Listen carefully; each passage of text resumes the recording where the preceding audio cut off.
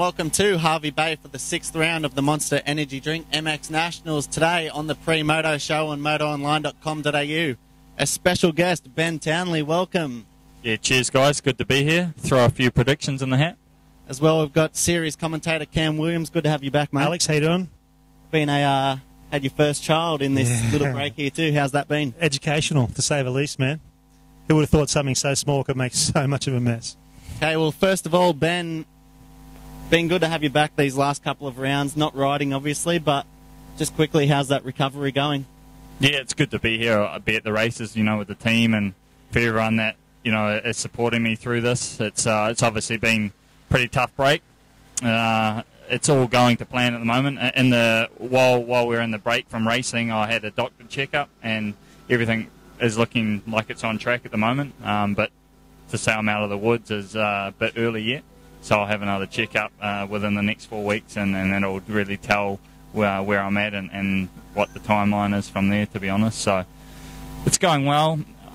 It's just frustrating more than anything. I think that's the biggest word I can put to it. I'm working hard on regaining my strength and my range of motion, and it seems to all going to plan as right now. But yeah, like I said, until I have the next checkup, it's too early to tell.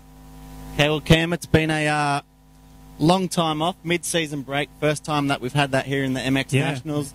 These guys, have they gone to work? Can we see some big improvements from this month off?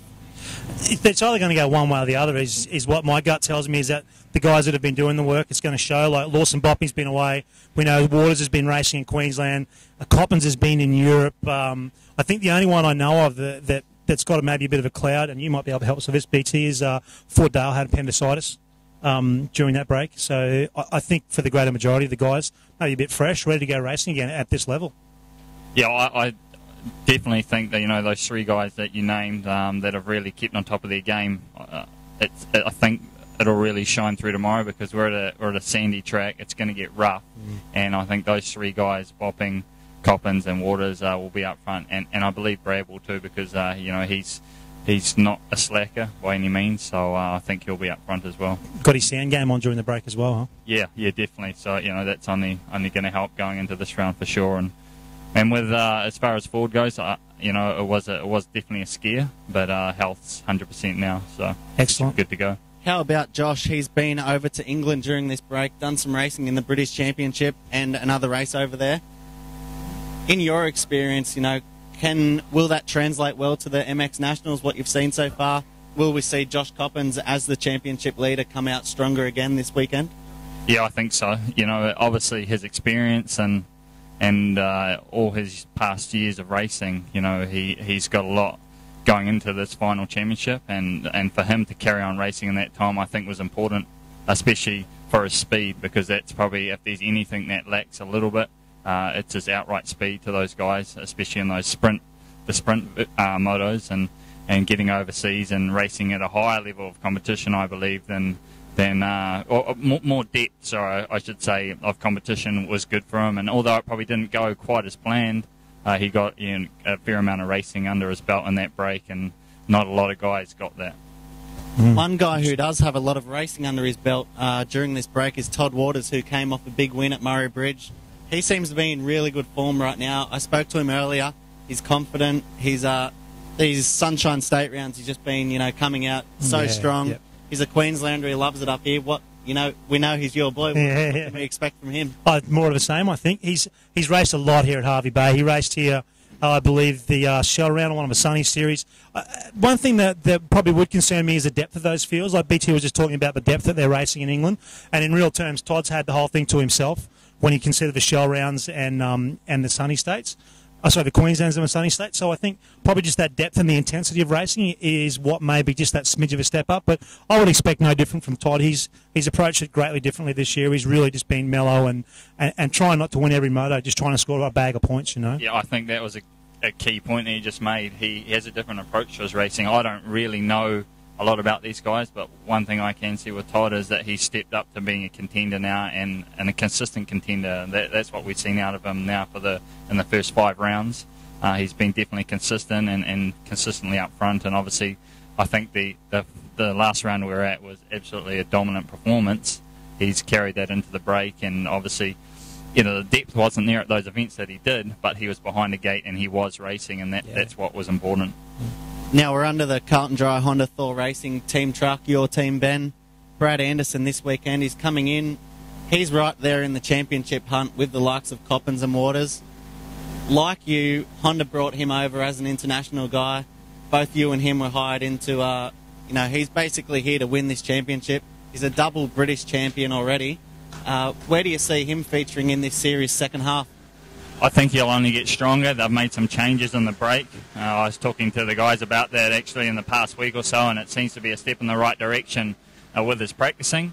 Whether that translates into the racing now, we'll have to wait and see. But I think going into this round especially, it's going to be pivotal for him and his championship going forward. And if those changes are in the right direction and carrying on with his decent, strong performances, it probably hasn't been as consistently as good as what he thought he would have been. Probably, I think he needs to finish out this season with those good consistent finishes. Just on that, won the Manjum up 15,000, which it's never easy to go over there and race, let alone go over there and beat all those guys. Dean Porter's just the hometown hero over there. So I can only assume after that as well that he's probably resolved that arm pump issues that he was suffering in those the two sprint motos. So I think he's going to be a contender as well for sure.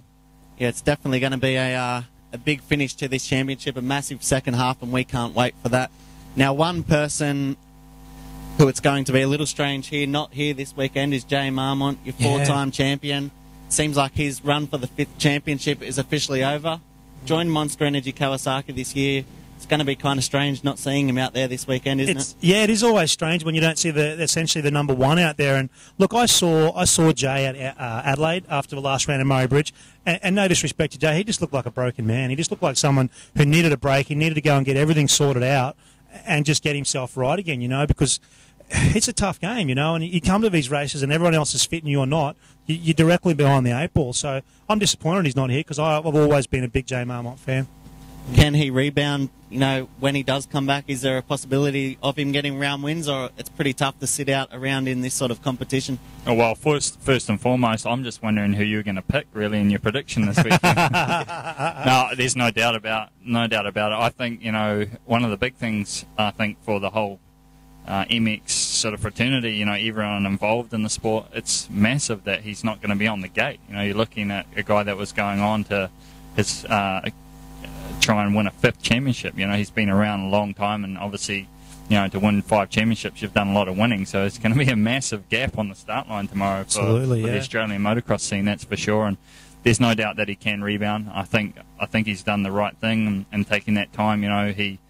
It's obviously been a very frustrating season, like you said, for him. And I think to get himself in a position where he can come back out swinging, I think is what he needs to do, really. If anyone can rebound, it's him. He's one of the toughest dudes Australia's produced in a long time, so I expect to see him back at the front for sure. Yeah, we definitely wish the best of luck to Jay, and also, a number of riders who are still sitting out at this point. Now, in the MX2 class, we have a battle between Luke Stike and Ford Dale, who we've already mentioned. Luke Stike, 32-point lead in this championship. He's been consistent, he's been strong, and I think he's surprised a lot of people. What do you see playing out between these two? It's pretty much up to Ford to try and chase him down at this point, isn't it? Yeah, without a doubt. There is one thing that I have learned in Australia so far is that there's going to be massive point swings in this championship. It's phenomenal. You look at the lead that Josh went into in Murray Bridge and what he came out with. I was absolutely astounded. It's not something that you see that often in a quality field like that. So it's very easy for a points shift. And I think the biggest thing with MX2 is that we know that it's more inconsistent than it is consistent. And those guys are obviously the 2 front runners. There's no doubt about it. I believe I'd put Ford ahead on speed, but so far he's been a little too inconsistent, like we just talked about. So as of right now, it's hard to put one ahead of the other. I think that if Ford can put the consistency issues to bed, then I think he would be the favourite. Stike is you would say coming into this year, Kurt Gibbs would have been the favourite for Serco Yamaha Metal Militia Racing to, run up front and battle for this championship. So far, injuries plagued him, but for Stike, those guys must be just so impressed with him. Came in mid-season last year as a guest rider. Yep. Ever since then, he got 3rd in the Supercross series. built momentum into this year, and he's just been, so good. He's earned it, He's done it his hard way. I remember last year at Coonabarabran, everyone's got factory mechanics. He wins the moto, and there he is sitting behind the gate with a bucket, and his bike went up against the fence, and he's just won a moto. So he thoroughly deserves to be where he is right now, and I say it's hard work and putting it all on the line.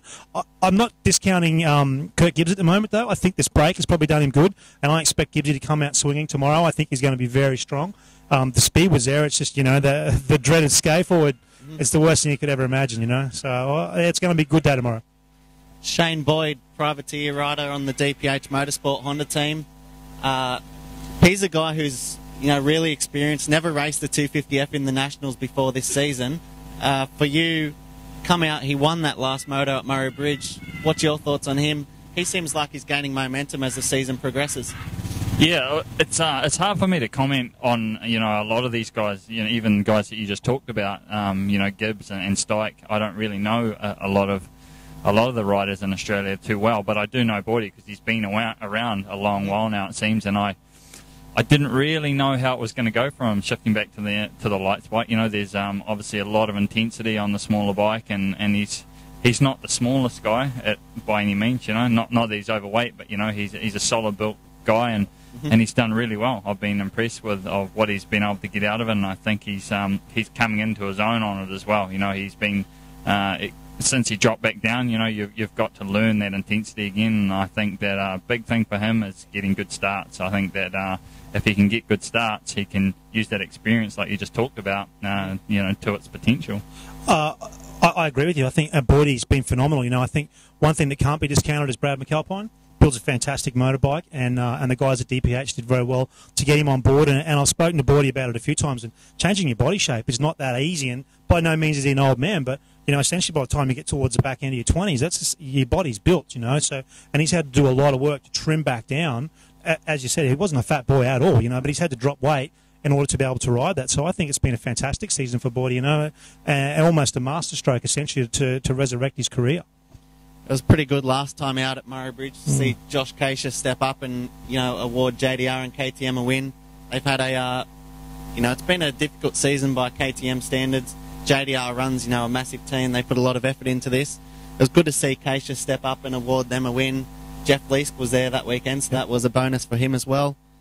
Can he continue carry that momentum into here?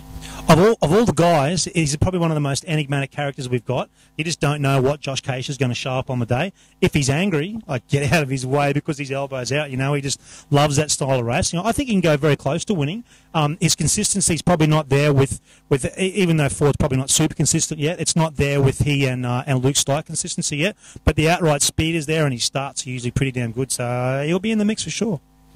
How about this in the MXD class, Ben? We've seen, during the mid-season break on Moto Online, we've done a few stories, this two-stroke versus four-stroke thing. Dylan Long currently leads the under-19s on a four-stroke for KTM, Choice Motorsports team. But Kane Lamont, he's been strong. He's won the last 2 rounds on a 252-stroke. So he's a Kiwi guy. I'm not sure if you know him at all, but what's your take on this whole four-stroke versus two-stroke thing? Yeah, I guess I'm still on the fence a little bit about it, to be honest. It's, we've seen Daryl King in the past couple of seasons ride a two-stroke in New Zealand. It's worked out really well for him. And obviously, if you look at the amount of two-strokes or the switches that there have been this season, there's a huge amount there just alone. The thing for me, for the young guys, it's I don't know if it's as good for their career as it might be detrimental from one standpoint. If you look at guys that are really trying to make it as a professional, they're getting good results right now, but are they going to be able to drop back to that four-stroke and carry it on? Because I think you'll see a lot of guys are getting an advantage from being on a 252-stroke, especially for their start. So. Yeah, it's a double-edged sword there, from my opinion, really. Look, and I know Scott Bishop's been quite vocal in his race-face column as well. He said, like you say, for your long-term career, where are you at? Do you want to be a pro? And all the teams know, and none of the teams are riding four-stroke or two-strokes right now. So, it's definitely a point of conjecture. But the flip side of that, not many two-strokes doing very well in lights, is there? So and that's that's a great point, and that's where I'm getting to. If they wanted to move up to that lights class, and they're obviously getting great results in the under 19s, but there's probably an asterisk coming with it, so to speak. And that's, I mean, if I was looking at it as a team manager point of view, that's how I'd be looking at it. Okay, well, definitely an interesting topic. It's one that's created quite a storm in recent weeks, so look forward to seeing how it plays out. But now they still smell and sound great, though, don't they? They sound so good. It's nothing better than that sound. It's awesome, man. The fun time here on the Pre-Moto show. Better not get these wrong, BT. But who's your picks for this weekend in all three categories? Just the winner. Just the winner. I'd go Lamont on this track. And I haven't really looked at it, but as we drove in, it's soft, it's sandy. He's from where I grew up, and it's a soft-based area. I'd definitely go him. Ford for the lights. He loves the softer conditions. I think that he's, obviously he's been a couple of issues in this break, but he's also been doing a fair amount of racing. And for the open class, it's a hard one. I think it's very hard to pick a standout guy in that class at the moment, to be honest with you. There's been a lot of different winners already, and I think it's really who's the most consistent on the day. I'm going to say Brad. Yeah, I think after Manjimump and soft, sandy conditions, I think he can bring that here tomorrow. 19s. I'm going to go with a bit of a smoky here. WRDMX rider Wade Hunter. A couple of cracking results in the pro lights in the Queensland, the sunny states and the Queensland. So I think that on a track like this, Wade Hunter's done a lot of riding around here, and he's been spending a lot of time with Todd Waters. So I believe that he may well be a smoky in the 19s. Lights, so I'm going to back Ben there. I think Fordale again. He's done a lot of racing and training in Hervey Bay. He knows his place inside out, and he's really good in the sand. And you know what I'm going to say in pro opens. You know that my buddy Toddy Waters, man, it's almost impossible for me to go by him. Have you picked anyone else yet this year? No, because I won't be able to be welcome back to the Waters house, man. I'm just interested to see the MX1 pick on the last guy here. Yeah, rightio, Gobert. What are you going to do, mate? You can't pick him from the couch. Going to pull a wild card out, just like yourself, for the 19s. Going to go for Sam Martin, GYTR Yamaha. Third in the points at this stage, I'm pretty sure. Just pulled out of the hat. Going to go for him. Have a crack, son. Show the young fella some support, especially Bishop as well. For Dale, I'm going to go. All three of us have chosen him, I think. So, going to go for a lot of weight on those shoulders this weekend. better not standing around, is he? Then in the MX1, This I guess is a Jay biggie. Hartlett's back in Sydney. So Can you do a quick drum roll? Here we go. Todd Waters. Todd Waters. Oh, there we go. Based in Queensland, been so strong in the sunny states, and I think that he's going to get the job done tomorrow. Speaking of weight, 2 out of 3 on Toddy. We'll have to go and have a chat to him, huh? Yep. Okay, well, that's it for today, boys. Thanks a lot again, and great to have you here, Ben. Yeah, cheers, guys. Just quickly, I want to say a big shout out to my beautiful wife, Sue Ann, and our awesome little dude, Saxon, kicking it at home. See you tomorrow. And to all the fans out there, remember to get on Moto Online, search Moto Online on Facebook, Twitter, and Instagram. We'll be live all weekend long tomorrow, and look forward to it.